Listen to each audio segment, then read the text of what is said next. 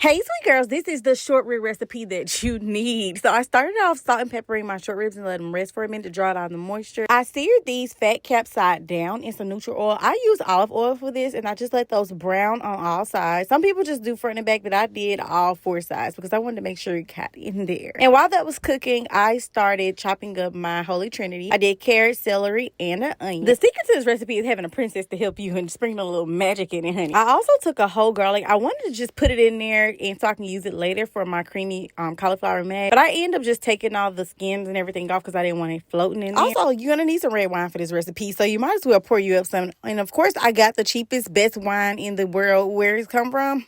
Aldi. So I started browning up my veggies in that fat that was left over from those short ribs. I put some browning in there, as well as some complete seasoning, some garlic and herb seasoning. And I'm sure I put in like some onion powder and garlic powder and other things. I didn't want to overdo it at first because I wanted to taste it and see how much I needed to add later. I also put in some tomato paste and then stirred that in really good. I put a whole carton of beef stock in there, but you can just judge it based off how many short ribs you have. You just need to cover them. I poured in about 3/4 a bottle of red wine. I put in a packet of Lipton onion, beef and onion soup mix, y'all. And that's the only thing I would change. I would probably put 2 packs of that in there because this could have used it, but I was afraid that it'll be too salty. I put in a few bay leaves, topped it off with some rosemary, threw all of that garlic in there so it can soak up all that flavor. And of course, this is the only brand Worcestershire sauce that I use in this house. And just dump a whole lot of that in there. Bring it to a boil, cover it up. I let it rest for about 2 hours, added in the mushrooms, let it cook for about an hour, and then boom, girl, this was, everybody cleaned their plate, including the baby. He was begging for more mushrooms. It was just so flavorful, so juicy, and it wasn't heavy. And you know I got y'all on that creamy mash and broccoli recipe. It's coming soon. Bye, sweet girls.